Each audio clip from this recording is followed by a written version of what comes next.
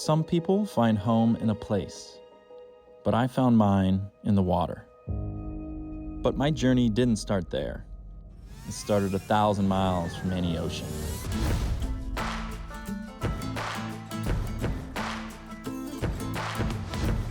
I grew up in Colorado.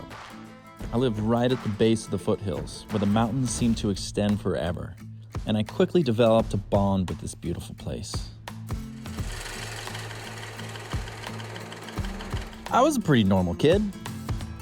I was very competitive, and I liked a lot of team sports like soccer, basketball, and football. But the moment I found the action sports world, everything changed.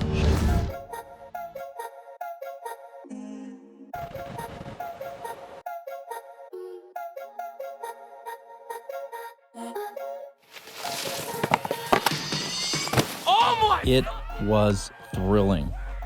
The freedom of creativity. Nobody was telling me how to do it. And it was me versus me. It gave me something that traditional sports didn't. I became obsessed. It became a dream of mine to become a professional athlete. So I pushed hard, and I tested my boundaries. And I found those boundaries. I punished my body, and more often than not, I found myself hurt or injured. The one thing that really drew me into the action sports world were the films that captured them. They fused cinematic visuals, music, and the impossible in the most beautiful way.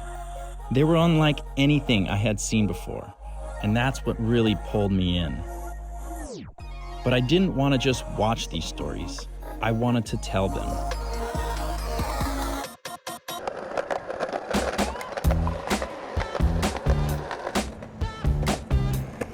That was pretty good, huh? I went on to study film in college to learn how to craft those stories myself.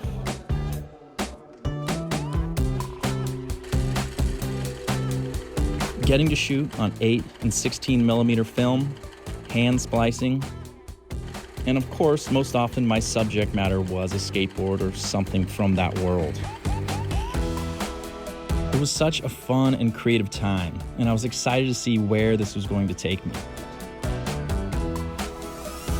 After college, I moved to California, partly to pursue a filmmaking career, but also to chase the only board sport that had eluded me: surfing. With my background in all the other board sports, I thought I'd be good, and then I'd pick this up really quick. It didn't happen like that. I quickly realized that I had no clue how the ocean worked. And as she always does, and still to this day, the ocean humbled me. I spent years floating on the surface, trying to ride waves, before I ever thought about what was underneath my feet.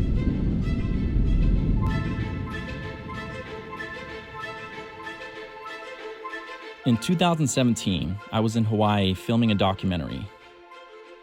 One day off, the producer's husband asked me if I wanted to try freediving. It sounded pretty wild, so he walked me through the breath holds, the equalization, and the physiology.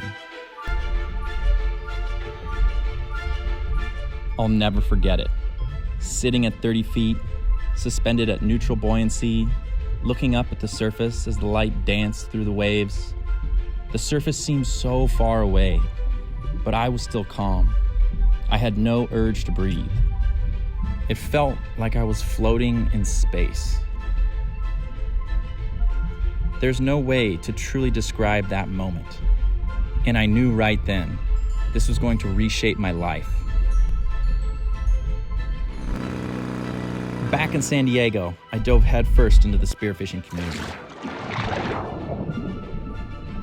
As a kid growing up, I was always fascinated with farming and growing food, so I've always felt a strong connection to that. But growing up in Colorado, I never had access to fresh seafood, and honestly, I hated it. Spearfishing changed all of that.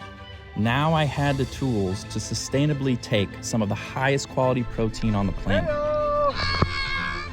And I really enjoyed the fact that these fish were most closely living their natural lives in comparison to any other food that I was consuming. At the same time, I got connected with Chris Cheesem of Just Get Wet, and I took my very first freedive class. Reaching out to the wall. Freedive training reminded me of the joy that I had for these extreme sports growing up, for the fact that I was competing with myself. And I was doing things I had never thought possible. But the key difference between the two was the calmness and the relaxed manner of it all. It was a chance to look inward. And honestly, the stillness it brought to my ADHD monkey mind was something that I've never experienced before. I became obsessed with depth. I trained hard. Became an advanced freediving instructor, and found real purpose in helping others safely access the ocean, becoming a bridge between the people and the water.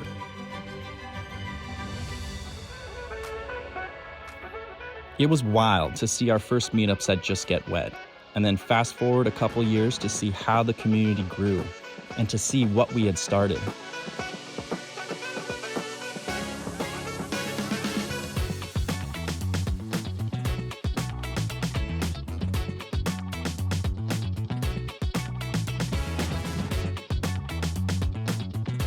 Since then, I've guided trips all over the world, teaching, diving, filming, and sharing this life. I found a mermaid, so I made it official. Underwater, of course. This isn't a side passion. It's my entire world. And through it all, Surffur has had my back, literally. On cold boat mornings, stormy shorelines, long dives, it's the one piece of gear that never lets me down. But more than a product, I believe in the people behind it, their family. And this isn't just gear. It's part of the journey.